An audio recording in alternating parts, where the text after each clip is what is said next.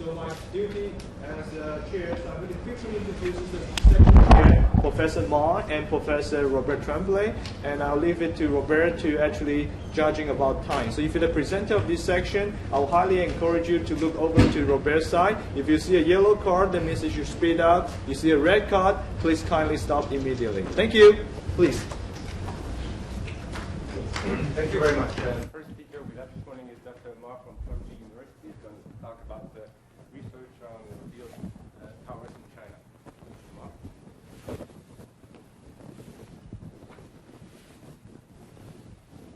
Good morning, ladies and gentlemen.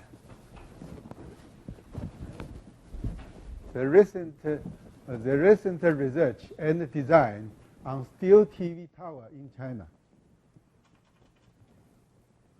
The contents, one, development of the tower structures in China. Two, super high steel tower built in recent years. Three, research and design of steel tower. Chinese pagodas are a traditional part of China art culture. They have used for regions and purpose, especially by Buddhists. The material is wood, brick, and stone are the most common material of the pagodas. This is a Henan Dengfeng Tower. It's the earliest tower in ancient China, built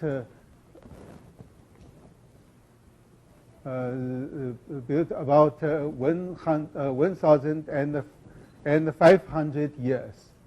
It's 37 meter. And the Liaodi Tower. Liaodi Tower is the Dingxian, Hebei province. Is the highest Chinese pagoda. It's 84 meters. And this is Chinese Dingxian. This is the Yingxian wooden pagoda. And about 1,000 years ago. And it has survived several big earthquakes and battles. And one time, a cannonball through it, and it's battle. With the development of the broadcast and television on 1980s, TV tower were built in every province.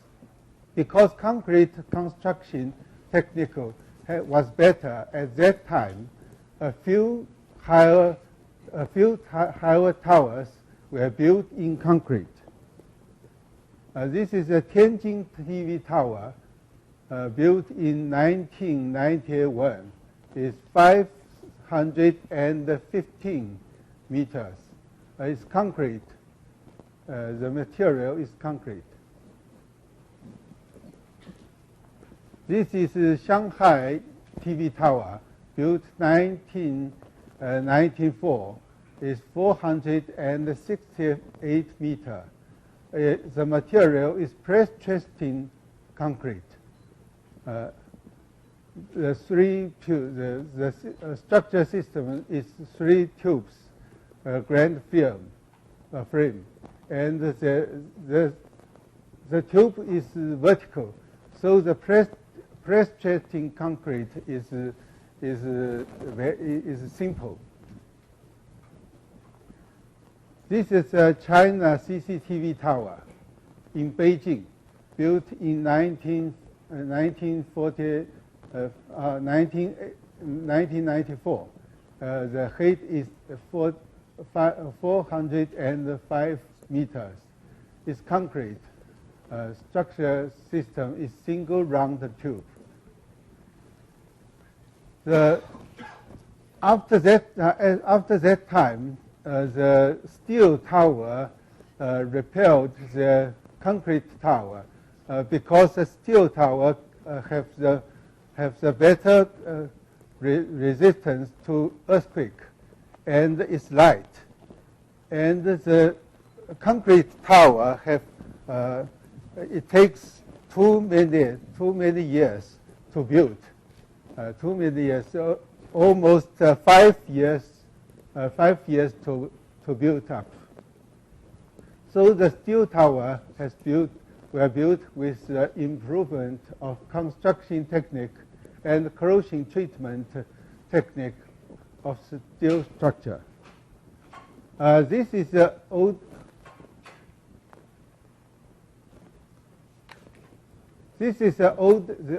oldest Guangzhou TV tower. Is built in 1964. It's 200 meters. The material is steel lattice column, steel rubber. 3 steel rubbers form the steel lattice column. And this tower is old Shanghai steel TV tower. It's built in 1973. The height is 210. The material is steel tube.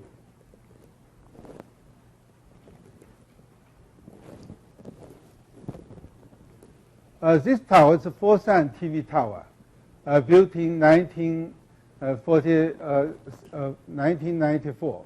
The height is 230. The material is steel tube. There are buildings in the tower about 1,800 square meters. And this tower is Qingdao Tower, built in 1997. 236 meters. The material is steel tube. The structure system is space truss. And there are 1,800 square meters building. The development of a trend to steel tower is three functions. One is the multi-functions, TV, broadcasting, communication, sightseeing, and others. Another specialty is architecture appearance, abundant appearance, and the important is corrosion protection, long term, almost with the zinc coat.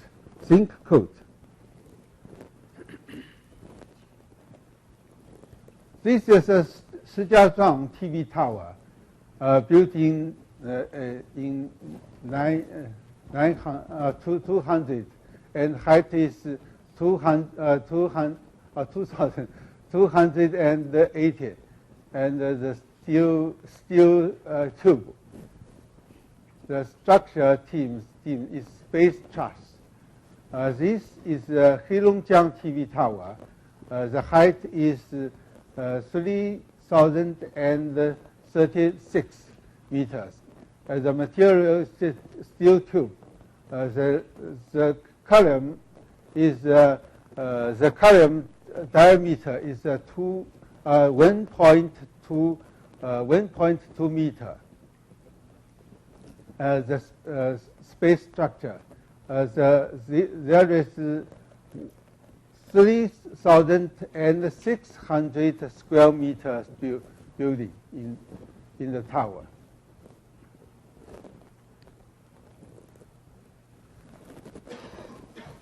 This is the tallest tower, Guangzhou New TV Tower, built in 2009. Height is 600 meters. Is a steel tube and concrete. The concrete is a core concrete, and the steel tube is outside the main structures. The steel column is the diameter of the steel column is 2 meters, and this tower is welded in the field. So the build up is very difficult. This is a Henan TV tower, built in 2010. The height is 388 meters. Material is steel. This tower is built up with a high strength bolt in the field. Have not welded.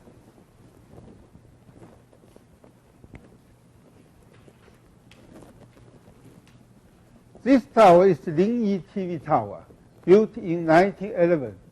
Height is 326. Material is steel. This tower is memory China's famous writer, Wang Xizhi. So the form is just like a pen, Chinese pen. A Chinese pen. This in the coin is a tube, steel tube. The diameter is 8.5 meter, and because the tube is not have not rigid to support the tower. There is 3 plain trusses to support the cold cube. This tower is Daqing the tower, well finished in 1914. The height is 208 meters. The material is steel. This tower, has three balls in the 3 glass balls in the sky. It's different from other towers. Other towers have only one build, and this have 3 buildings. In Chinese,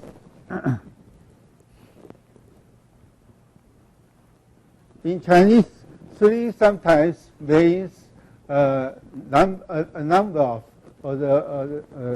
and these 3 balls have bridges link each other. From this ball to this ball, there is a staircase.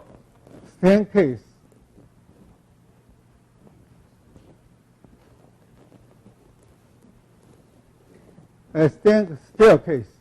There is a staircase, and from this ball to this ball, there is a slider, a children's slider.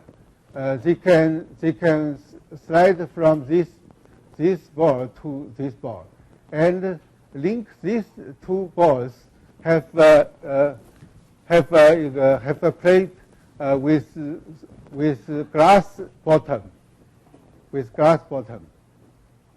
and in this place about 100 height, there is a pole with a glass bottom.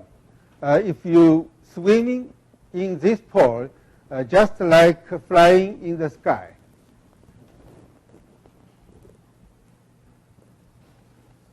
The research and the design of steel tower, we have do some research.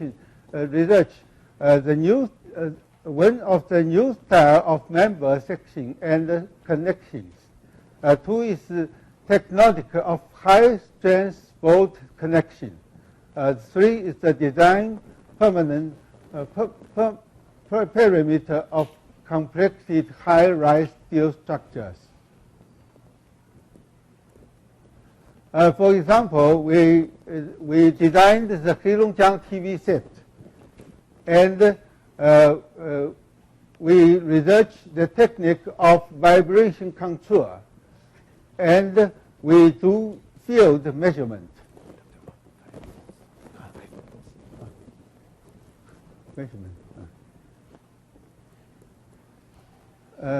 The technique of vibration control, because the tower is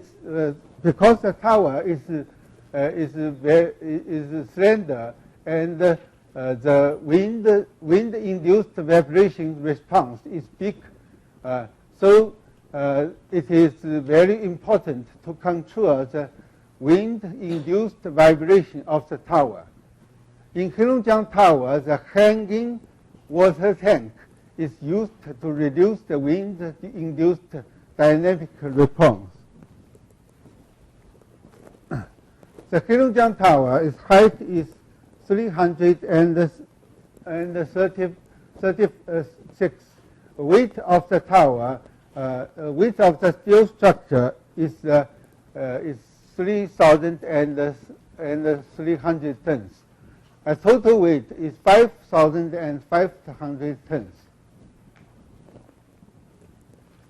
And we designed a TMD with a tank. This is a water tank about 35 tons. 2 is a damper, the damper rod. Four damper rod. 3, the flexible suspended cables. 4 cables, and flex water pipes in 4, and flex water pipes out 4. The advance of this design is no additional mass. The second is less space copule, and the third is simple structure. The fourth is the cost saving.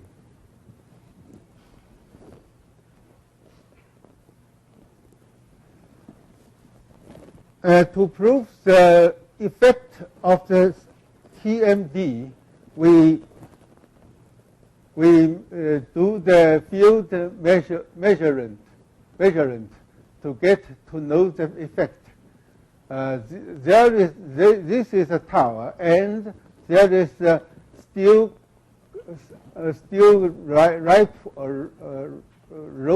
rope, a cable. And first we firmed or linked the tank to the structure, and then we pull the cable about 40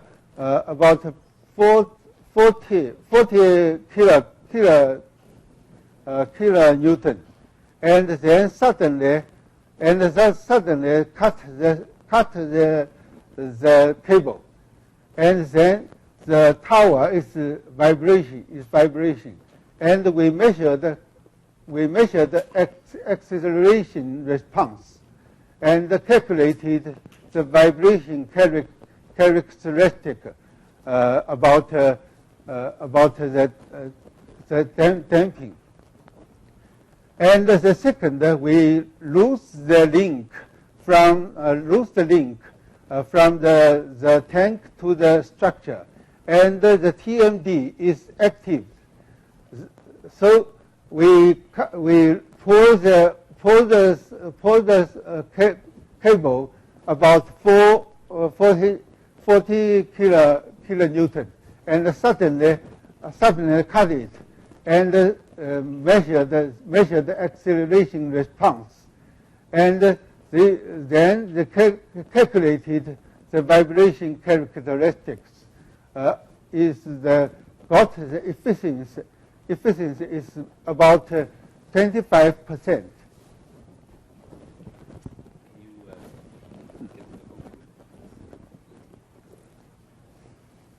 For the Henan TV tower, we do some research. It's a irregular member section. Irregular member section. The connection of equal strength and rigid for overlong columns.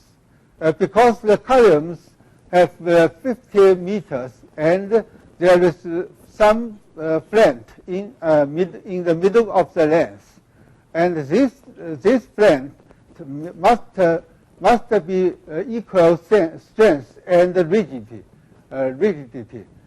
for the overlong columns. And there is some point special connectings, just like this time. We linked this 4 pounds to a point with transverse flanges and longitudinal flanges.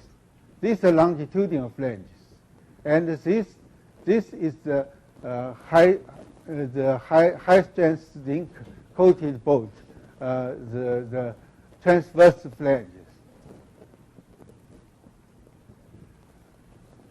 And this because we were determining the wind load, so we do the parameter of the wind load based on CFD. This is a parameter of wind load based on wind tunnel test. This is systemic resistant performance based on shaking table test. This is experiment research on load-bearing capacity of connections. This experiment research on load-bearing capacity of members. There are three methods. One of the truss to support, and the other is a ribbon, and another is without anything. So the ribbon stiffness was improved. Improved the capacity about 20%, and we used this form. The Daqing tower, we do this research. One is a reverse balance flange. Two is a flange along the member's longitudinal direction. Three is a bolt tension of double hydraulic cylinders. The reverse balance flange, the Daqing tower, the main structure of the Daqing tower is built with three tube column.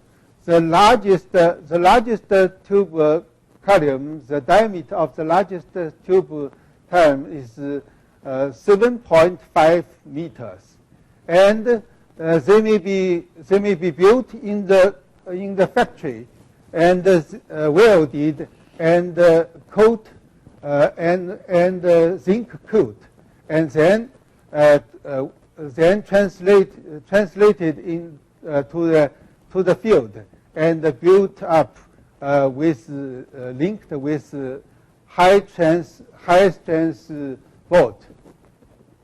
So the tube must be linked with flange reverse balance flange, and flanges along members longitudinal direction. This is a reverse balance flange, and because the boat is very long, and the press chest is accurated, and the press chest, the lost press chest is less, and this reverse balance flange, we used this reverse balance flange to the over 4,000 tower of wind turbine, and for 5 years the boat is not loose. So this is used in Daqing province, Daqing tower. This is a flange along the members longitudinal direction, because the cube is the diameter of the cube is very large, and every member is divided into in 8 pieces, and in the field, these 8 pieces was set up with the boat, and this is the flange along member longitudinal direction, and the reverse flange is a joint. And the boat, every boat is zinc coated, and it can be not it can be not set up with rotation method. So we use the tensile method to erect the boat, the boat, and we involved a boat tensile of double hydro cylinders. Why we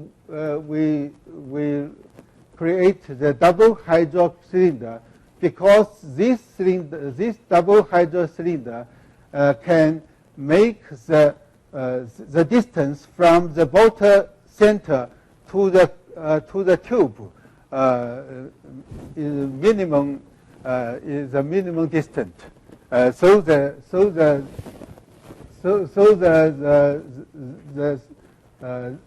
joint is cheaply. This is thanks for your attention.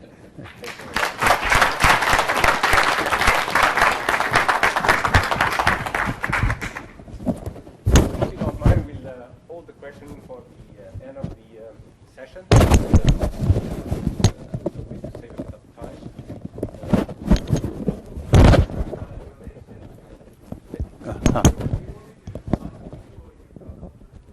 Please time me.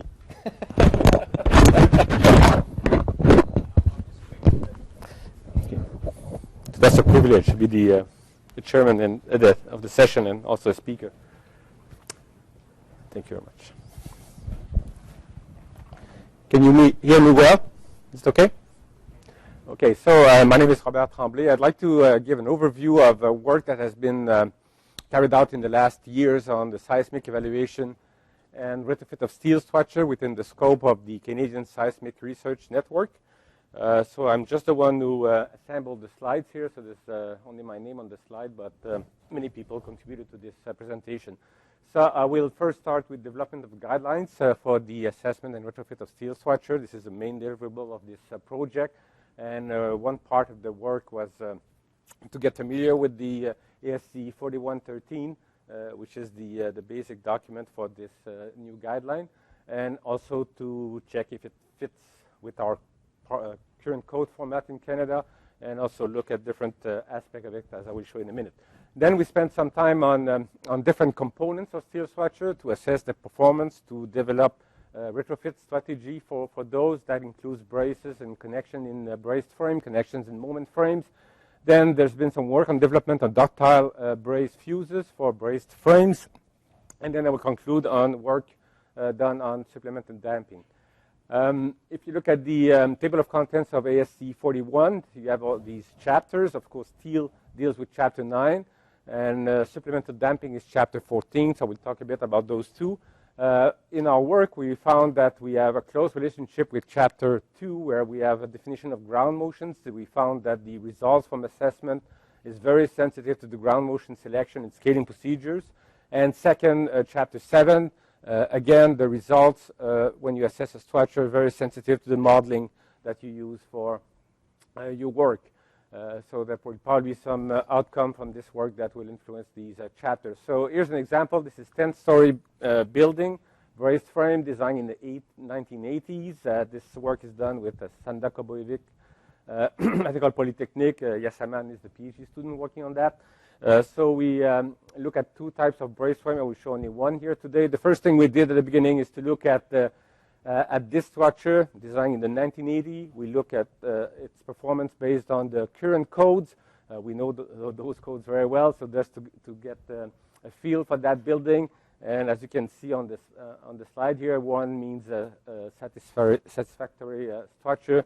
If we look at the braces, we're lacking of strength. If you look at brace connections, same thing. If we look at the columns, except at the top floor, then the columns are also lacking capacity, regardless if we use a static method or if we use a dynamic analysis method.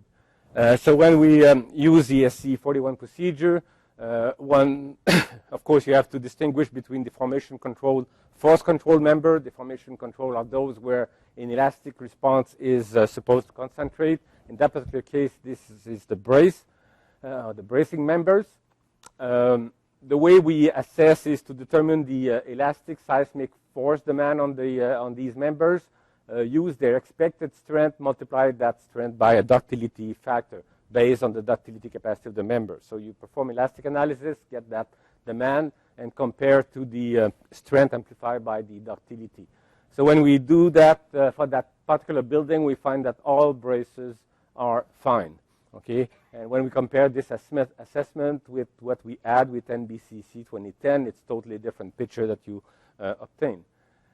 If we then go to nonlinear dynamic procedure to perform the analysis, in that case, what you would do, you would model the braces nonlinear. You will run time history analysis so that you have the right demand from those braces on the braces and also on the other members. This time, to assess the braces, you would look at the deformation capacity of the braces as given in the procedure.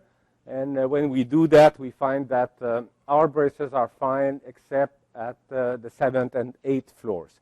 So again, different pictures from what we add from NBCC 2010, the linear procedure, where everything was fine. Of course, we have that same trend here, but the braces were assumed to be okay, whereas here they would have to be strengthened, replaced, or modified.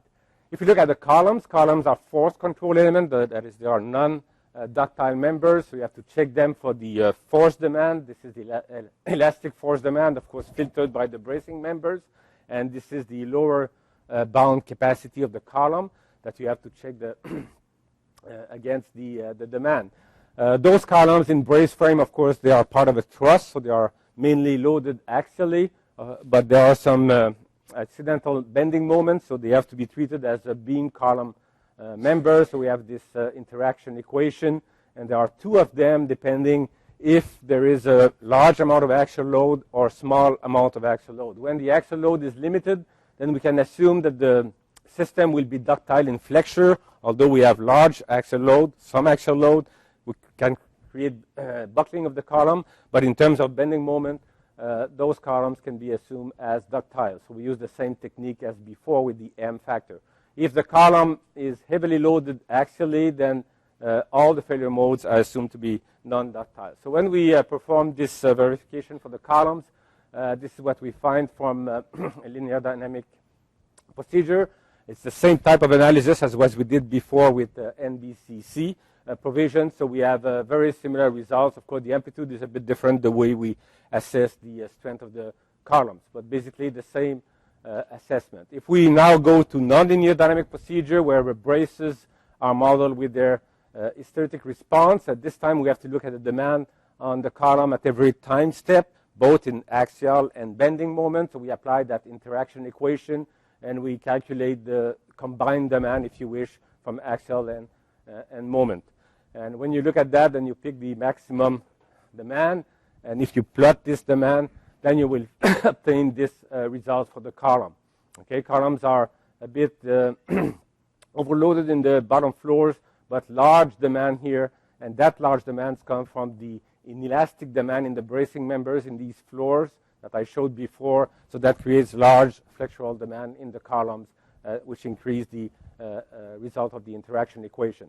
So this is what we had from NBCC, linear dynamic procedure, and nonlinear dynamic procedure. So quite different results again when you assess with different analysis techniques. Now, if we model the columns inelastically to see what happens to that building, normally you wouldn't do that because the column should be strong enough to carry the loads. There are force control elements, but if we do so to really see what will happen to that structure during an earthquake, so we have, both the bracing members and the columns being modeled based on test results. And this time what we see is the buckling of the column will occur here very soon in the earthquake before we have that large demand in the top stories, which means that what we found when modeling only the inelastic response of the structure in the bracing members is quite different than when we have a full nonlinear model of the building. Okay, so what that shows is that the evaluation of a structure will depend a lot on the modeling assumptions that you will make. So it will be quite difficult from a simple model to assess properly or to define the critical members in a structure. And of course, what we find with this particular example is that braces, brace connections, columns can be critical components in a structure. So the next steps in the research, not necessarily in time, because most of this work was performed in parallel, is to look at components. Here we look at braces and connection in brace frame. This is a 4-story prototype structure that we used for that particular study, but the focus was really on the braces and brace connection. Most brace frame design in the 60s to 90s were built with angled braces. We didn't have good models for those braces.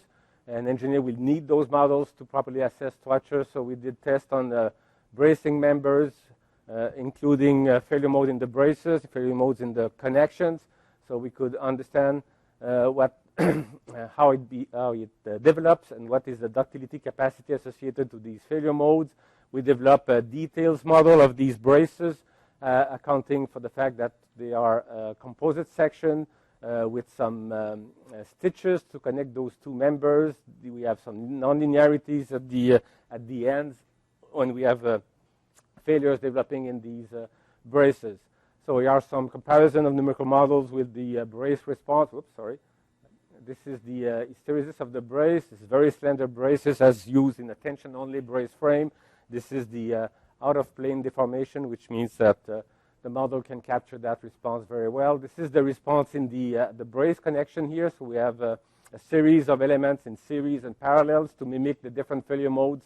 Net section fracture, bolt bearing, that type of failure modes are embedded in that simple spring element that is there. And again, a good match between those results and what we measured. In that frame, we also look at ways to retrofit a structure like that. The connection would be, in that particular case, was critical. So one way to prevent fracture in the connection would be to weaken the structure. And what we did, we implemented slots in the gusset plate. So that piece of material can be quite ductile. And this is one way we examine in that project. And we did the test on that. We did also hybrid simulations to see how good we were to predict collapse of the building due to a connection failure. Of course, there is interaction between the two. And these are test results. What you see here is a storage rift in one floor where we have brace connection fracture. And the red is the prediction. Sorry, the red, yes, is the prediction that we did before the test. This is hybrid simulation, where we have the building collapsing in the numerical model, and we have the brace being tested with its connection in the lab. We did a couple of those tests, of course, trying to improve the models until we get good achievement, good match. This is a response of a brace frame where we have a fracture and connection, and based on those time history analysis, and we could perform develop fragility curves and assess collapse margin ratio for structures like this. Brace connections quite critical in braced frames. So we look at we did tests on different connections to look at different failure modes. Those are examples. Those are samples that were designed with new material, new bolts, new angles, and new plates or new welds, whatever, to identify the ductility capacity of these different failure modes. And we also took samples from existing structures, as shown on the right, again to examine failure mode in these real components, if you wish. So we have some of the tests were monotonic. Of course, fracture and connection occurs mainly in tension, so we don't need to really do cyclic tests for to examine the deformation capacities associated with these failure modes. We did also some cyclic tests. This is compression, this is tension, and again, most failure took place in tension. We, in some cases, we strengthened the connection to see if it was possible to get some ductility pushed into the bracing member instead of the connection. And in some cases, it worked very well, so we could increase significantly the deformation capacity. See, here's about 20 millimeters. Here's about 100 and something for the same bracing members. So this is one way to retrofit a structure. Of course, then you have higher forces developing in the structure, which may be not the right way to do it, but at least this is one solution. And based on these connection tests, we could again perform or develop fragility curves and come up with assessment of collapse margin ratio. Of course, the SCE41 has a large amount of information built in for moment frames. In the US, moment frames is a very well-known system. Here in Canada, we use mostly braced frame. That's why we did most of the work on braced frame. However, one system that was used in the 60s and 70s was a moment frame with what we call wind connection. That is, you design the beams in the moment frame as simply supported beams for gravity load, and we put plates to connect, welded plates to connect the flanges of the beams to the column to develop resistance to lateral wind loads. At that time, there was no seismic loads really in the code, and of course that gives some capacity against seismic. So we took one building that was designed this way in the mid-60s, and that building was studied to see it, to investigate its performance. So those plates are just welded to the column flange, as you can see here. This is the beam flange, and the weld is here. So this was done at University of Toronto. You have a full frame here, 2 columns, the beam, and we looked at the different failure modes in that connection. Of course, the plates were engaged. There was some strength degradation, so we used the fairly comprehensive model for moment connection that was developed at Stanford with Professor Dimitrios Lingnos at McGill. And this was a model including degradation of strength, pushover analysis of that building, and I'll come back a little bit later when we look at the effect of adding damping to this structure. Just a few words on the ductile fuses. Ductile fuses is a good way to control forces that will develop in bracing members. You can see the large difference between tensile strength and compressive capacity for a typical brace. If you could cut these forces, then you can limit the forces in the connection, prevent connection failure, can limit the forces in beams, columns, diaphragm in the structure by implementing fuses in braces. So that's one target with these fuses. Of course, you can increase deformation capacity. Some braces will fail very soon in the brace. Some failure can occur also in connection pretty soon. So when you have a fuse, the fuse will accommodate larger inelastic demand. And of course, with the fuses, you can also improve the energy dissipation capacity, make the hysteresis response more full and stable, so then you can improve the response and eventually or ultimately control the drift. So here's one way to control forces in angle braces. That was done at the University of Sherbrooke, by just reducing the cross-section of the brace close to the connection so that the forces delivered to the connection is reduced, and elastic response concentrate in these fuses. So several different shapes were studied to see if how much deformation they can or they could accommodate. Another fuse type here. This is a tube, HSS brace. We cut the brace, we weld the angle from here to join the two segments of the brace. And these, and these angles, I made a mistake here. These angles will yield and accommodate again the inelastic demand on those braces. And in that particular case, really the objective is to cut the force demand, and you can see that the fuse does that very well, while incrementing also the yielding capacity of in terms of deformation of the bracing members. Another design was proposed by Can-Am, and we looked at it, just reducing the section locally here at the junction of the web and the flanges in the W-shaped braces. This is for heavy loaded structures. First thing we did, we performed some finite element analysis to look at the local buckling response. We were suspicious that there might be a problem with that, and of course stability was an issue. So we developed this system to prevent the local buckling of that fuse when the brace is under compression. And testing a full-scale brace, we achieved the objective, which was to reduce by about 20% in that particular case the force demand in the connection. Another type of fuse was studied by Professor Rogers and his student, Tom Morrison. In that case, it's a ring that is built from a plate, fabricated from a plate. It can be used in a single brace, can be used in an X bracing configuration, and that ring will yield and deform. There will be large deformation in the ring, but the ring will accommodate large deformation in a very ductile manner, and that works very nicely. So you see, this is a brace without a ring fuse. So you see the deformation capacity is here. When you add this ring fuse, then you increase the ductility of the structure. Here's a test in the X bracing system with the ring in the middle of the two components. Another fuse studied by Professor Tirka at Concordia is to insert a pin here. You can see here, and you can see it here. At both ends of the brace, that pin will yield in flexure, in both tension and compression. In that particular case, there won't be any buckling of the brace. So the pin will work both in tension and compression. And again, the objective is to reduce the force demand in the structure. Is an example, two-story frame. This is the original braced frame with large force demand. This is base shear. And this is the same building with pins introduced at the brace ends. Last fuse design is the one developed at the University of Toronto with Professor Parker and Christophe Loff with Mike Gray, PhD student. In that particular case, they use the cast steel system here with fingers. So those fingers, they will bend. You can see them here bent. When the brace is acting in tension or compression, you can see the full system here. So this is the brace, W shape.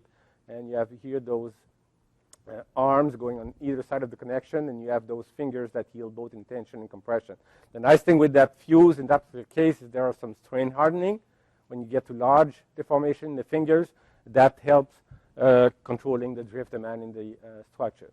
Last topic is how to design supplemental dampers. Again, chapter 14 of SC 41 deals with that, but you know the way it works in SC 41 is that you assess the structure, there's a problem, then you try something and you reassess to see how good you did with your retrofit scheme. So there's no direct method, really. It's really a trial and error loop until you get to the performance you'd like to achieve with your system. So what they did at U of T, Constantin Christopoulos and his student Go, is to develop a more straightforward method where you can, within 1 or 2 steps, get to the right solution. I won't go to all these details, but basically you have you mimic your structure as a single degree of freedom system. You design using performance spectra the amount of damping that you need to achieve some target performance levels. I will show in a minute, and then you retransform that single degree of freedom system into a multi-degree of freedom system. This is the performance spectra that they developed. Very interestingly, it looks at drift demand, force demand, and also residual drift. So with those spectra, you can control those 3 parameters to achieve the performance you'd like to see for your structure. Oops, there's a bit of animation, sorry about that. Okay, they found that these spectra are quite sensitive to the damping characteristic, to the type of ground motion. The nice thing about them is that you can use them for different hazard levels. So you can design your structure to have different performance at different hazard level. And as I mentioned, go back to this building that was studied for its connection at the beginning. So they used that method or that spectrum to design damping system for that structure.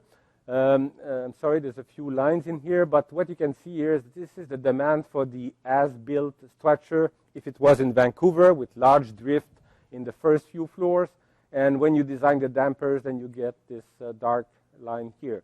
So using a properly select or design dampers, then you can achieve the, for in that particular case, the 1% drift limit that is prescribed in the code for post-disaster structure. So some challenges in the development of the guidelines associated with analysis methods, the assessment levels that we have to use for members. As I mentioned, braces, connections, columns can be critical for CBF. In partially restrained moment frames with wind connections can be also critical. Ductile fuses have been proposed, as well as effective design method for supplementing damping. Thank you very much.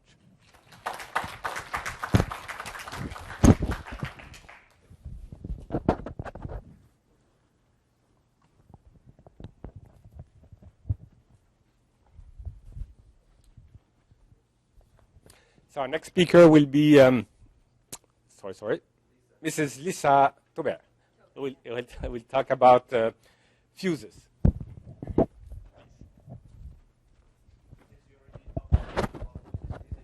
Oh, yeah. Thank you. Sit down now.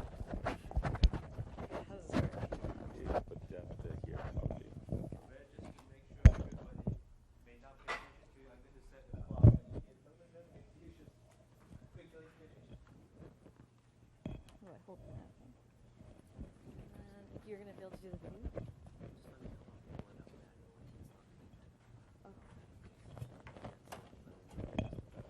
Okay. I might not need the speaker.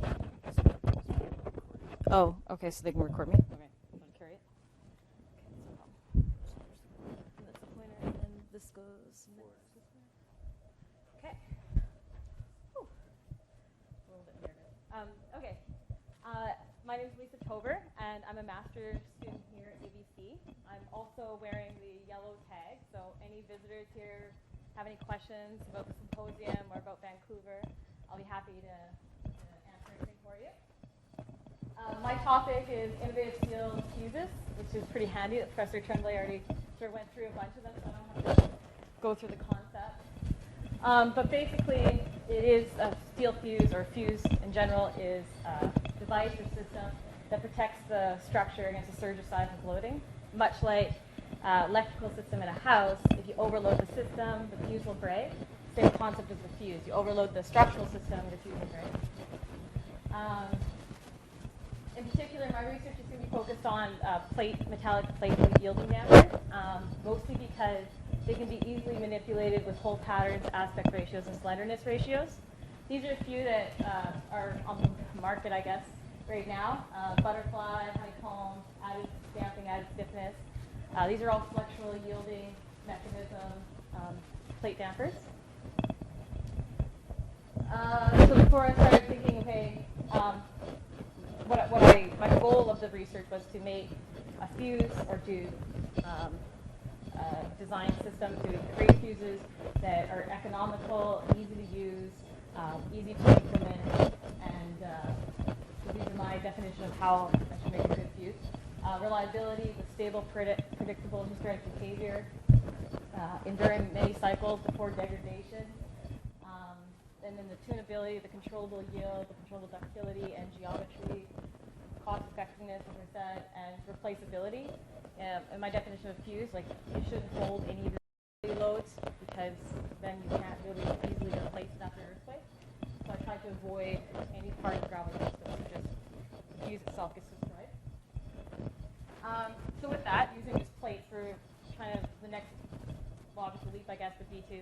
avoid any imperfections or issues with connection detailing. So we went to the wide flange so we could have that rigidity of the connection without having to interference in where our metallic ends are really live in the plate.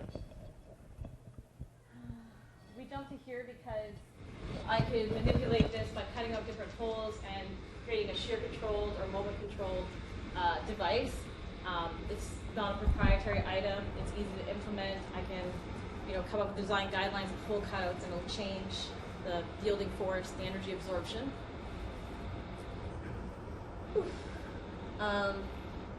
And so we would go to what sort of shapes we use. I showed you before the added stiffness, add damping, or add damping and stiffness, honeycomb and all that. Those are based on having a uniform curvature. So they made their plates triangular, and then their moment diagrams triangular, and then you have uniform curvature, meaning you have uniform yield. So that's one option. But as we start to elongate the wide flange, and we're shearing it longitudinally to the flanges, we'll start seeing other shear behaviors develop, like tension field action and buckling and all that also needs to be controlled, so whole patterns will be based on that.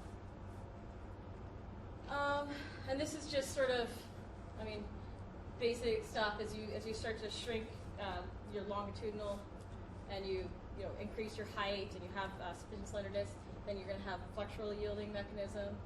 You increase the length, you have low slenderness, and you have low depth, you're going to have shear yielding. And then if slenderness starts coming to play, you start to have these plate mechanic behavior that's going to start buckling and changing the behavior if you're confused. We commonly know the plate buckling in the plate girders and the steel plate shear walls. They utilize what's called tension field action, where it's a post-buckling yielding behavior, so we can utilize that strength. This is just what we typically use in our codes right now. So we assume that a plate is pinned on all boundary condition and roller, and it's not free to go out of plane. And so from that, we assume it's pure shear, and that's how we get our relations there for force. Okay, so when we were trying to determine what hole cutouts and what lengths and how we can make these design tables, essentially is what we're trying to get at, we had to do a test in order to calibrate or verify a numerical model. And I have a picture here of what we had to do. This is in our undergraduate structural laboratory, which is going to be part of the demonstration on Wednesday.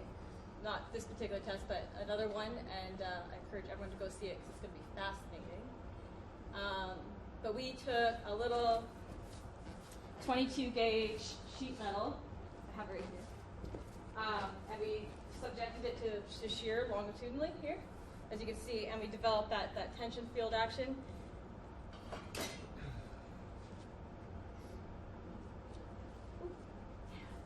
Video. They told me not to embed video, but it should work.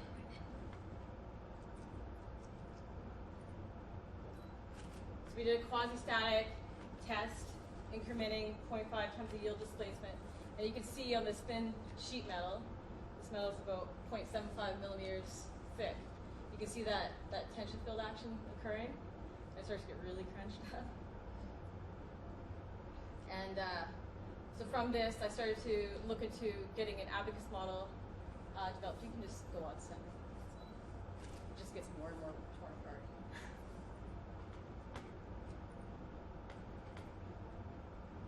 So so here's the response. So that goes all the way up to about 12 kilonewton. So to make sure that I can actually model this behavior, I did a deformable shell element in abacus, fixed boundary condition at the bolts, and started trying to use initial imperfection by observation at the beginning, because these plates come pretty bent up. And these are my comparison. There's a little bit on the cyclic portions that need to be sort of tuned up, but for initial study, I found that this seemed pretty reasonable. So from that, and for these purposes, I'll just show you guys quickly just part of a prior study, just the start of it. But we started doing pushovers just on changing the boundary conditions. So using the fixity in the flanges versus what we currently use, which is the boundary conditions all around. And as you can see, like it doesn't obtain the same amount of shear yielding because the instability in the sort of free ends. So you get a little less when you have a low aspect ratio. And then when you get this high aspect ratio, you start to get flexural yielding because the other one's not able to flexurally yield. So our exciting current research is we're using our laboratory, which I said is going to be in the demo on Wednesday, and we're starting to test different of these plates and calibrating them towards the finite element models. Implementation to structures. We want to be able to have a fuse that we can use for any situations. We don't have to design our structure around our fuse. We design our fuse around our structure. And there'll be multiple different configurations we can use it in. And then ultimately, we'd like to get some design parameters and get an array of thousands of models and come up with optimal solutions. That's it.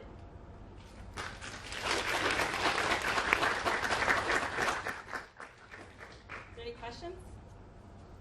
We're switching over? When you get from the question, yeah. Okay. Thank you very much. Yeah. Thanks, Danny. This is the first one to be under time. Thank you. Fast and quick like a Band-Aid. Here we'll talk about e-brace in fucking return brace.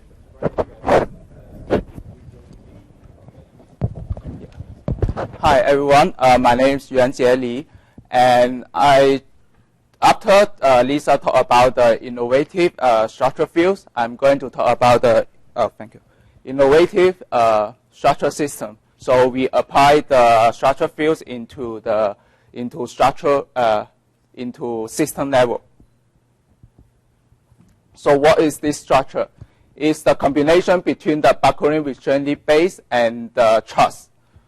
Truss, we know that it can span very long, very efficient, and it can prefabricate in the factory. Then we can just shift to the side and then bolt it down, and it's very fast in construction. But it's very poor ability to absorb earthquake energy, so it's seldom used in the seismic application. Therefore, we use structural fields. The structural fields we use here is the buckling restraint base, so that we will have tension side and compression side to be the same strength because we restrain the base, the buckling of the base, so that unlike the traditional base, it will buckle and then reduce the strength. Our BRB will have the same strength on both sides, tension and compression.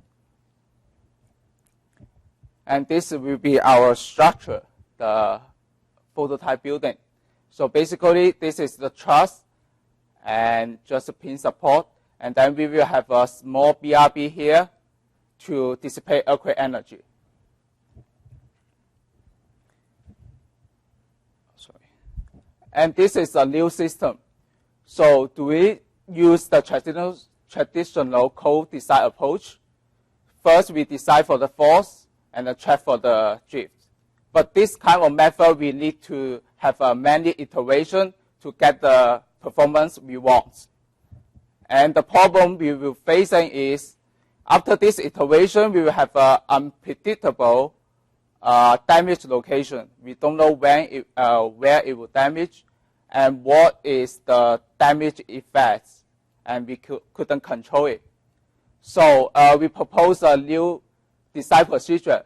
We use the performance-based passive design procedure, PBPT method, to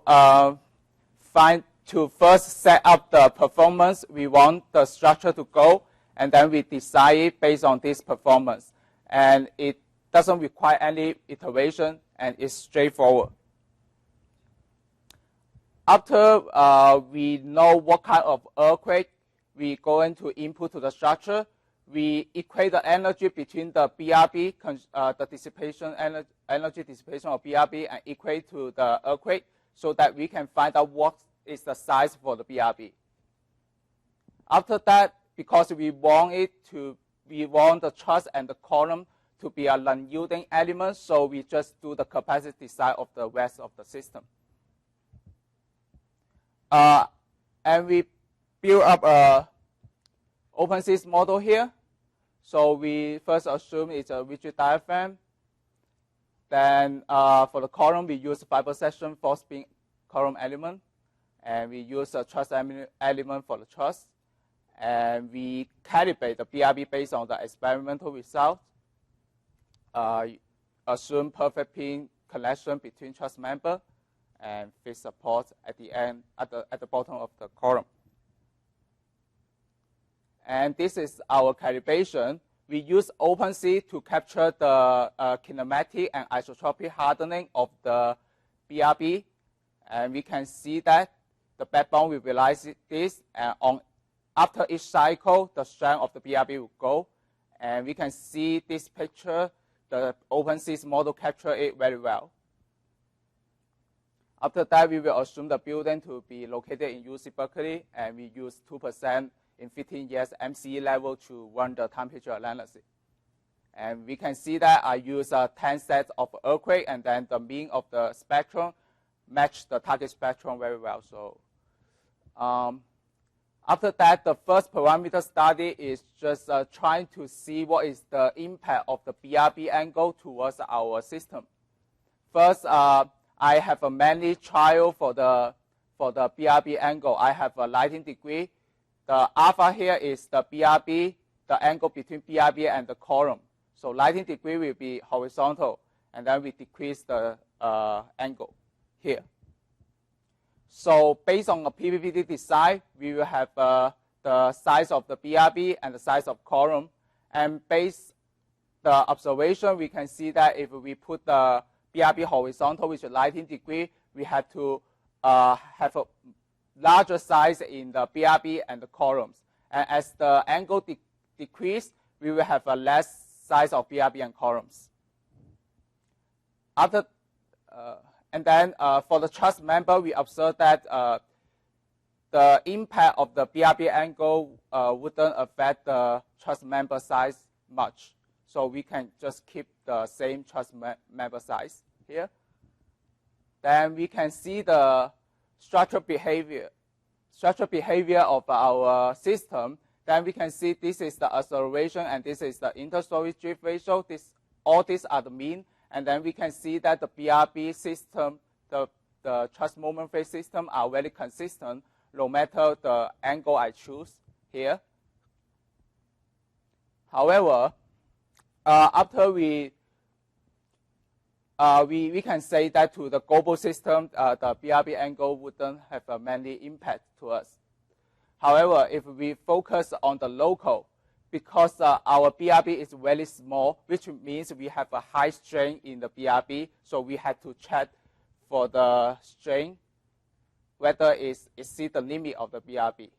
And based on this, from global to local transformation, we can relate the relationship between the BRB angles and the BRB strain. So if we, for example, if our BRB fell at 2.5%, if we assume that, we can see that if we choose angle of 16 degree, this structure will fail because the BRB is exceeds the limit. And here, if we choose 19 degree, the BRB is fine because it is below the limit. So we have to pay extremely careful attention to the BRB strain. And by choosing different angle, we will have a different performance in local behavior of the BRB. And this is after we have all the nonlinear time history. We go through the total repair cost study. And first we decide the performance group, and then we use this performance group and the corresponding fragility to identify when the component will fail. So in this case, this is the sample fragility. if my structure reaches 3% in the inter-story drift ratio, it will have 15% of probability to be failed. And we calculate from the time history, we can calculate the engineering demand parameter, and we can calculate the life cycle cost. And here we can, by identify different performance groups, we can know which is the troublemaker that we had to spend more money to repair it.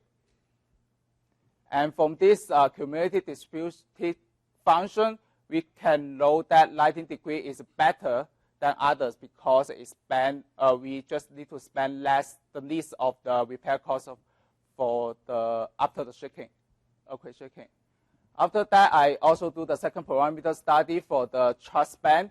I do the 13 feet span and the 16 feet span. By different reasons, because 13 feet span, we will have a typical office building, and 16 feet span, we will usually use for the conference room and dining hall. And this study is trying to prove that the charge is very efficient to span very long. And I also compared the study with the traditional moment phase system. And basically, I have a four system in the comparison. And after the design, we run the time history analysis. We can see that the blue line is the charge moment frame, which is the innovative system. We can see that the performance is very similar from 13 feet to 16 feet. So the performance is very similar. However, if we design the traditional moment frame from 13 feet to 16 feet, which means we want the moment frame to span long. Okay, thank you. We will see that there was a lot of uncertainty here, and we couldn't control it very well. And this is the cost. We can see that the initial cost, if we ask moment frame to span very long, we have to spend more money. But if we just ask our innovative system to spend longer, and the amount of money we spend is just similar. And here we can see that the traditional moment frame is not very efficient to spend long, but our system can. And conclusion is the PPT is working fine in this new kind of system, and the structural response was not significantly affected by the orientation of the BRB. And when the BRB become horizontal, we had to build up the size, can tolerate higher drift, and hence can produce lower repair cost. And from the span parameter study, we can see that a larger charge span could create more flexibility and attractive architectural usage for our new system, and it costs less compared to the traditional moment frame. And the structural behavior with different span is similar in our new system, but quite different in the traditional moment frame. And this is thank you for Professor Yang and all the funding from the answer. Thank you.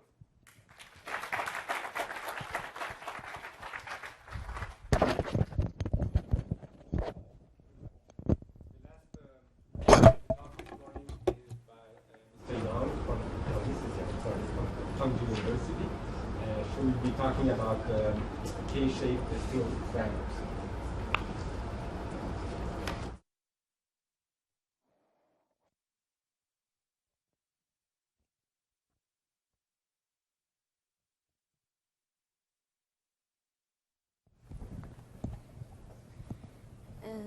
Thank you, Professor, and thank you for the committee.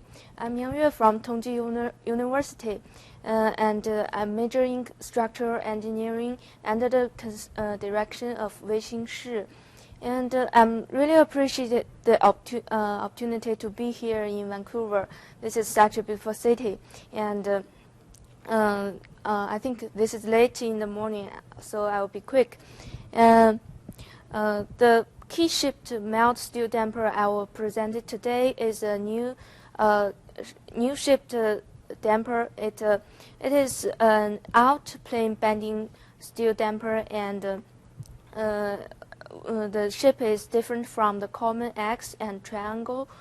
So The contents of my present today will be 3 parts. Firstly, I will introduce the design of my experiment. For example, the loading and mirroring equipment, and then the process of the experiment. It is divided into 2 parts. Firstly, the experimental phenomenon like the deformation stage, and then the analysis of the data to deriving the static performance and the resilience model and the fatigue performance. And then the summary. Firstly, the purpose of the test include get the yielding capacity and so on, and then verifying the hysteretic behavior and fatigue performance.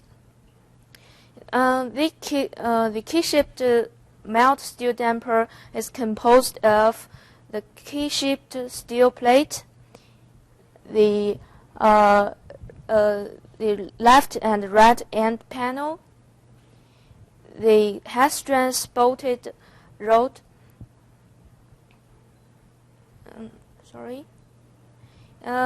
This damper is to avoid the stress concentrate at sharp corner. So this melt steel damper adopt arc transition at each corner. We can see on this here and here, and for the mirroring arrangement, there is 2 parts. One part is the string, and another part is the displacement. For the displacement part, there's 2 data source. Firstly, it's the internal transducer of the shrink actuator, and another part is the external displacement meter. The displacement meter is mounted on the end panel, so it can measure the relative displacement of the upper and the lower end. And for the string part, there is 8 string gauges at each outermost left and right K-shaped plate. So there's totally 32 gauges. So there's 16 gauges on this picture you can see. And the loading equipment is a large parallelogram loading frame. The green part is the melt steel damper, and the large frame will be driven by the shrink actuator. It will slide horizontally under reciprocating motion. So for the loading system, there is 3 things to be taken into consideration. Firstly, the static performance, like the yielding capacity, the outermost capacity, and secondly, the hysteretic behavior, and thirdly, the fatigue performance. So I decided the loading system to be this. Firstly, the 2 to 32 meters in 1 meter step, and then 35 to 40 to 50 to 65 millimeters. Each step has 3 cycles, and then 90 meters with 30 cycles. And then the last stage is to find the utmost displacement and the utmost capacity. We can see that the deformation here is less than 90 meters. It is because the large loading frame has elastic deformation, and then the large frame has the bottom right foot is not fixed well, so it is easy to slip to the right, and so the relative displacement at the right is less than that at the left. So, for example, when the loading displacement is 90 millimeters, the relative displacement at the left is about 15 meters, but at the left it is less than 40 meters. During the test, there is about 4 stages of deformation. Firstly, it is about the elastic stage. The deformation is less than 15 meters.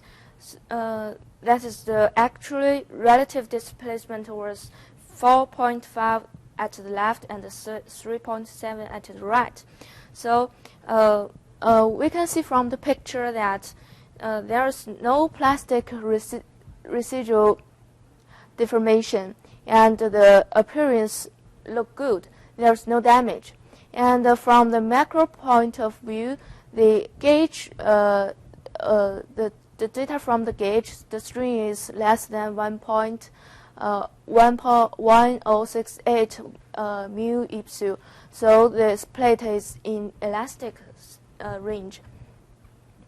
And then the post-yielding significant deformation stage, when the loading displacement is larger than 32, the deformation can be observed more obviously, and the residual deformation can be seen at the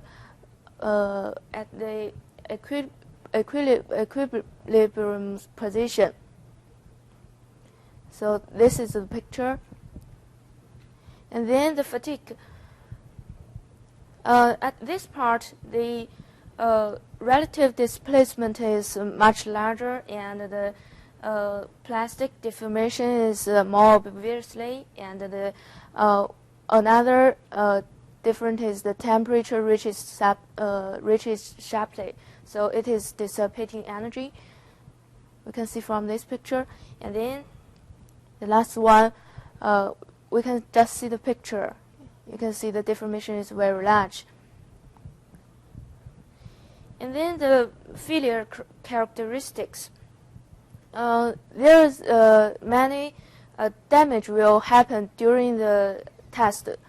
Firstly, you can see the paint layer tilting of the set surface of the steel plate, and because of the reciprocating loading of the fatigue damage accumulated in the weakest part of the key-shaped plate, and also the tearing failure will occur at the terraced part because of the maximum shear stress. So we can see it is tear at this part. And then the slippage between loading beam and side panel. And last, we can see the K-shaped panel tend to be put off at here. And another characteristic is the damper intention under large vertical deformation.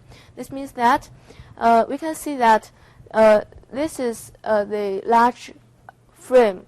We can see the vertical deformation is obviously less than the vertical deformation of mild steel damper. So the larger the horizontal deformation, the stronger the trend to be intended. So you can see from this picture, just now I said that the left displacement is larger than the right, so it is nearly to be straightened in the left outermost limitation place, but it keeps the nominal S shape in the right. Another characteristic is that it will be the outer side plate deformation is larger than the inner side. Why is that? Because we can see from this picture, when we put left, the diagonal will be in tension. When we push right, this diagonal will be in compression, and that is in tension. We can see from this picture very obviously that this is in tension.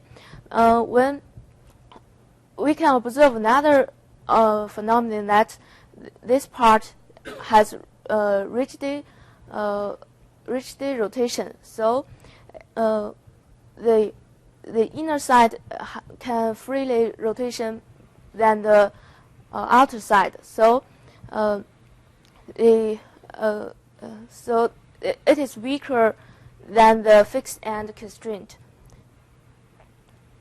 We can see from this obviously. And then the hysteretic behavior. What can we get this hysteresis curve? Firstly, we can derive the hysteresis curve by following step.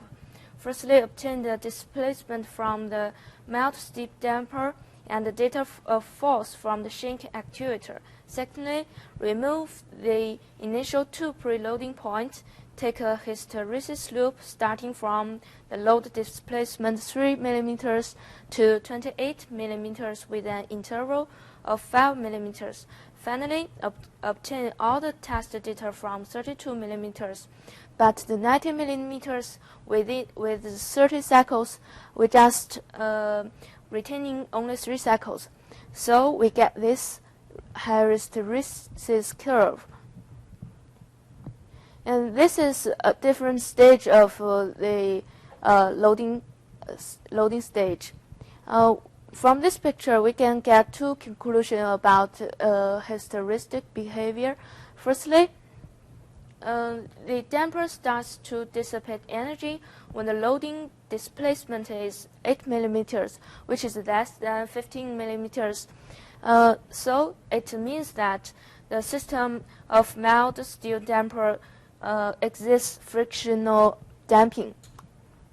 And then from this picture, we can see that the curve is plumb and the energy dissipation capacity is very outstanding. So this picture, we can see another conclusion. Nowadays, there are usually 3 restoring models for outplane bending melt steel dampers.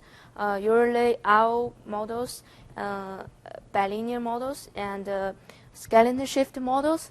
We considered that our model is better for this melt steel damper for 2 reasons. Firstly, the skeleton curve shape. The skeleton curve of this melt steel damper is a smooth S-shaped curve, while the skeleton curve of bilinear model has an obviously turning point. And then the hysteresis curve shape. The hysteresis curve conducted from bilinear hysteresis has the shape of parallelogram, while the hysteresis curve obtained from the test has the similar spindle shape as our model. So this is something about static performance. We can derive the theoretically value of them from these equations. So this is a table we compare the measured values and the theoretical value. We can see from here the elastic stiffness is less than the elastic stiffness of the theoretical value. Why is that? The main reason is that it can have the rigid rotation at the end, so the constraint is weaker than the fixed end. And then the stiffness degradation. It can be seen after the fatigue test. The next 2 loads level, this level and this level, have a significant degradation of second stiffness. You can see from here, and this is that. Thank you. And the hardening effect is obviously from this picture, mainly because of the tension. And then the fatigue performance. it can be obtained from the figure that the fatigue performance of the new melt steel damper is stable. Hysteresis loop is full, and the degradation of stiffness is about 10%. And we got to the conclusion. Firstly, the small yield displacement means it is easy to dissipate energy, and the large ultimate displacement means it has good ductility. It means safe, and others like good hysteristic behavior and fatigue performance. And then I think it has ductility failure because it is tied with high strength bolt rod, so there's no weld racking, and the outer side of the plate has larger deformation than the inner side, so it will gradually destroyed from the outer side to the inner side, and the stiffness can degrade uniformly and will not appear unstable, brittle type of damage. And last, I think the experiment tell me a lot. Firstly, large loading frame can simulate the floor deformation in real situation that may pull the damper. And then the horizontal loading force is large, so the bottom of the frame must be fixed well. And then in order to obtain the distribution of internal forces, the plate string gauges should be attached to the inner face of the steel. Thank you very much.